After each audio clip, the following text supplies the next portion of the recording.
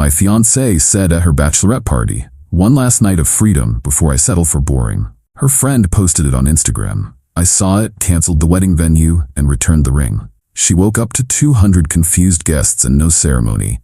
I'm 34 and typing this from what should have been my wedding day.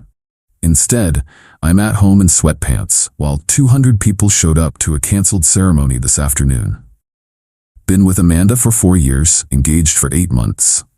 Wedding was supposed to be today, Saturday afternoon at 3 p.m. We'd been planning this for months with our wedding coordinator. Total cost was going to be about 35 grand, which pretty much wiped out my savings, but Amanda wanted the dream wedding. Everything fell apart last Monday because of an Instagram video. Wednesday was Amanda's bachelorette party. I had my bachelor party the same night across town. Standard setup, her friends took her to some upscale lounge downtown while my buddies and I hit a sports bar. Nothing crazy on either end, just normal pre-wedding celebrations. Thursday morning, Amanda seemed normal. Maybe a little hungover, but that was expected. She was running around doing last-minute wedding prep, picking up her dress from final alterations, confirming details with vendors. I was handling my own checklist, picking up my tux, making sure everything was ready.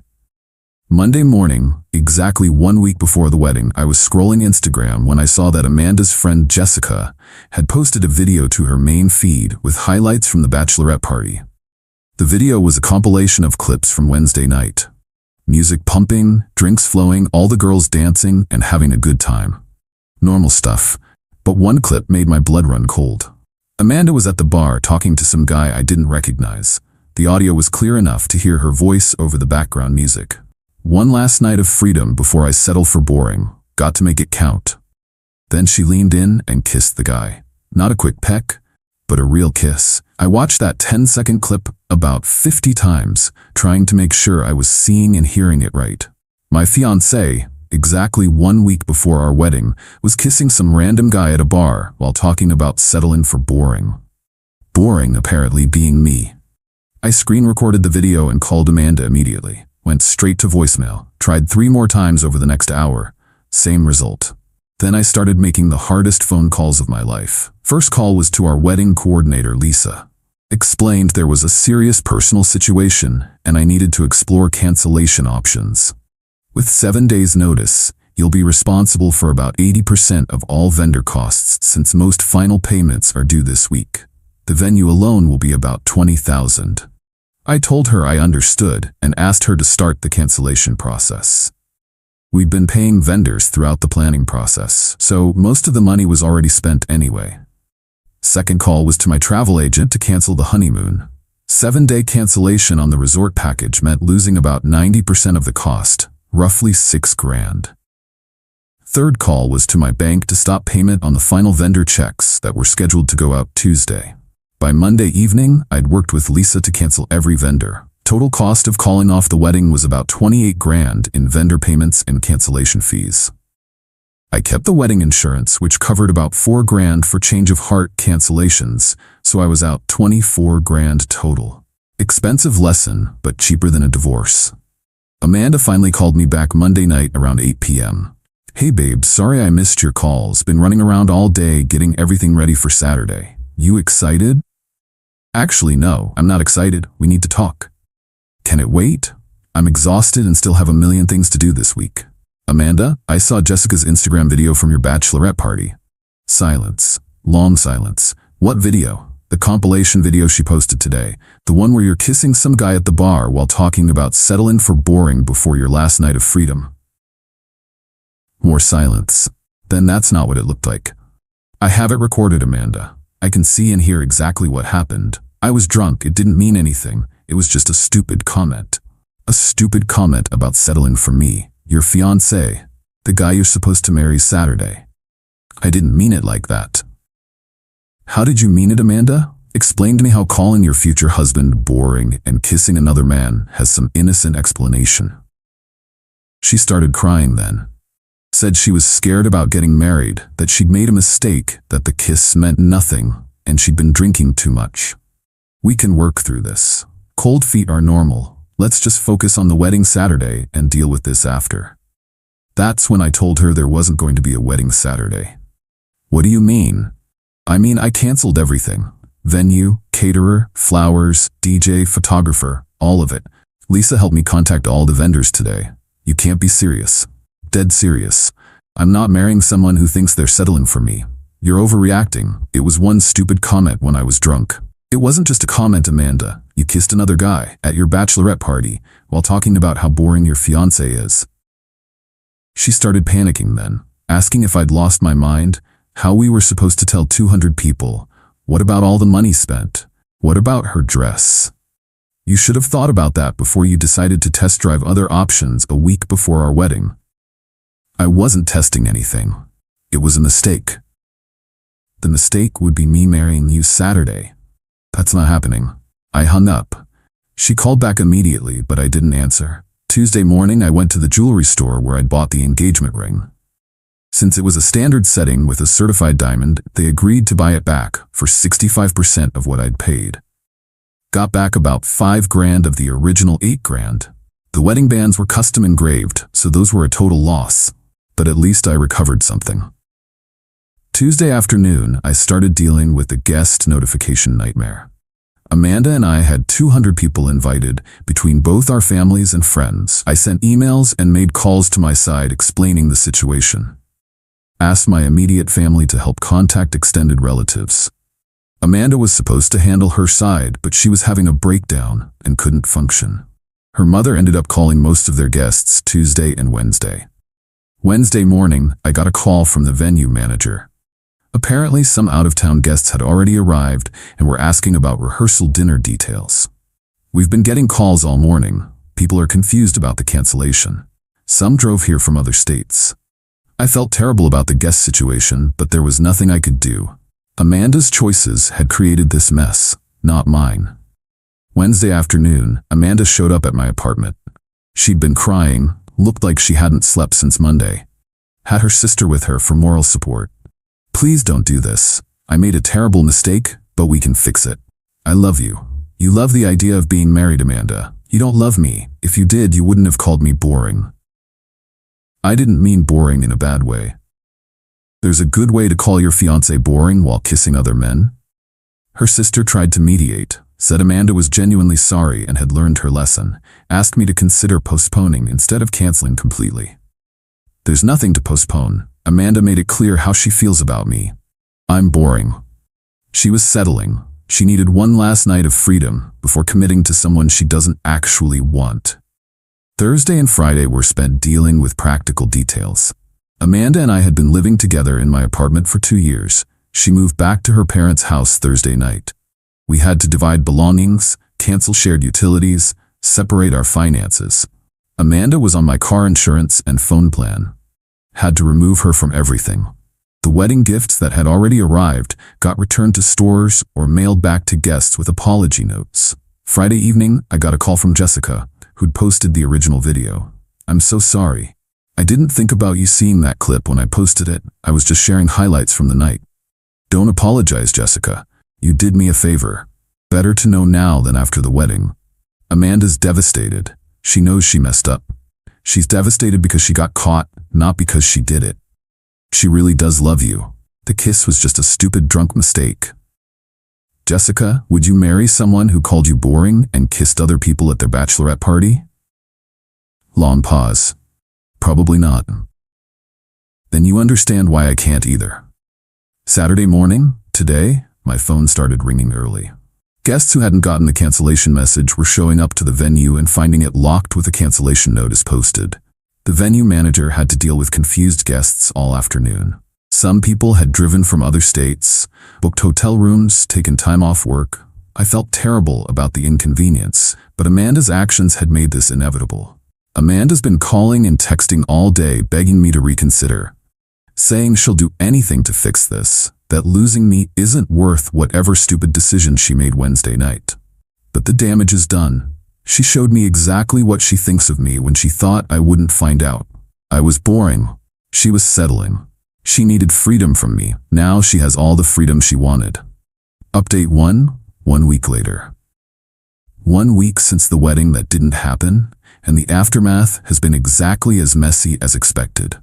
Amanda's "One Last Night of Freedom" comment has become legendary among our friends and family. The guest situation was worse than I anticipated. About 40 people had traveled from out of state and didn't get cancellation notices in time. They showed up to a locked venue Saturday afternoon and had to be informed by venue staff that the wedding was canceled. Several guests were angry about their travel expenses and lost time. A few family members called me demanding explanations. I sent the same response to everyone: wedding canceled due to Amanda's infidelity at her bachelorette party. The video evidence is clear. Amanda's mother was handling most of the fallout on their side, but she called me Saturday night in tears. Do you know how embarrassing this was? Amanda's grandmother drove 6 hours to be here. Her college friends flew in from California. I'm sorry about the inconvenience, but Amanda could have considered those consequences before she decided to explore her options. She made one mistake when she was drunk. She made dozens of conscious decisions that night. Every word of that conversation was a choice. Sunday, the story spread through our social circle via social media and text messages. Jessica's video had been saved and shared by multiple people before she took it down. Friends were divided. Some thought I'd overreacted to a drunk mistake. Others agreed that the "settling for boring" comment was unforgivable. My family was completely supportive. My mother said she'd always thought Amanda seemed like she felt too good for me. My dad said any woman who called her fiancé boring while kissing other men wasn't marriage material. Amanda's family was split. Her parents wanted us to work things out. Her siblings thought she'd brought everything on herself. Monday, I had to deal with the financial aftermath. My wedding insurance covered about $4,000 under their change of heart provision, but I was still out $24,000 total. The shared apartment lease was in both our names with 6 months remaining. Amanda agreed to let me keep the apartment and take over her portion of the rent rather than break the lease early. We had a joint savings account for the wedding that still had about $3,000 in it. Split that evenly since we both contributed. Tuesday, Amanda tried reaching me through mutual friends. Had her best friend call asking if we could meet to talk things through. There's nothing to talk through. Amanda made her feelings clear Wednesday night. She was drunk and scared about getting married. She knows she messed up. She was honest when she was drunk. That's the problem. Don't you think 4 years together deserves a second chance? Don't you think 4 years together deserved better than being called boring while she kissed other guys? Wednesday, Amanda showed up at the apartment. I almost didn't let her in, but decided to hear what she had to say. I know what I said was horrible. I know the kiss was wrong. I was drunk and scared and stupid. But I love you and I want to marry you. You want to marry me because your backup plan didn't work out, Amanda. If that guy from the bar had been interested, would you even be here? That's not fair. Neither is calling your fiancé boring while kissing strangers. She tried explaining that she'd been feeling overwhelmed about marriage and had made comments she didn't mean, said the kiss was just alcohol and nerves, not a reflection of her feelings about me. Even if I believed that, you still called me boring to a stranger. That came from somewhere real. I think you're dependable and loving and everything I want in a husband, but also boring and someone you're settling for. She couldn't argue with that because it was recorded with clear audio. Thursday, I heard through friends that Amanda was telling people I'd ruined her life over one drunk comment. She was positioning herself as the victim of an unforgiving ex-fiancé. But too many people had seen or heard about the video. Hard to claim victim status when you're on record calling your fiancé boring while kissing other men. Friday, Amanda's sister called with yet another attempt at reconciliation. Amanda's been in therapy since Monday. She's working on understanding why she sabotaged your relationship. I don't need her to understand why. I need her to live with the consequences. The therapist thinks you could benefit from couples counseling to work through this. There's no couple to counsel. Amanda ended that when she decided I was boring and worth settling for. The sister tried several other approaches, but none changed the fundamental issue. Amanda had shown me exactly what she thought of me when she didn't know I was listening. Update 2. 3 weeks later. 3 weeks since the canceled wedding, and Amanda's attempts to rehabilitate her image aren't succeeding. The settling for boring video has become a cautionary tale in our social circle.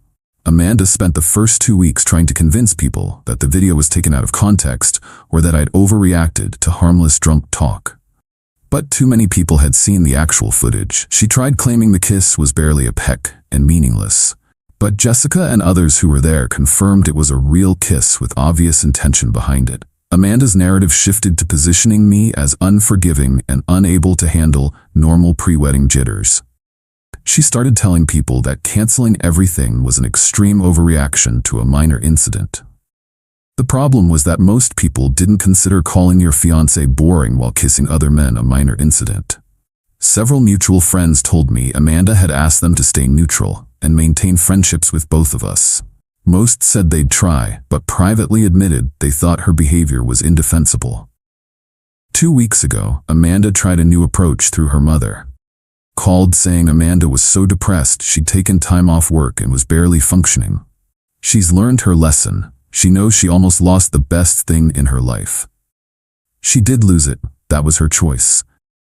Don't you care that she's suffering? I care that she showed me her true feelings before I married her. Better she suffers now than both of us suffer through a divorce later. She made one mistake when she was drunk. She made dozens of choices that night. The conversation, the kiss, calling me boring to strangers. All choices.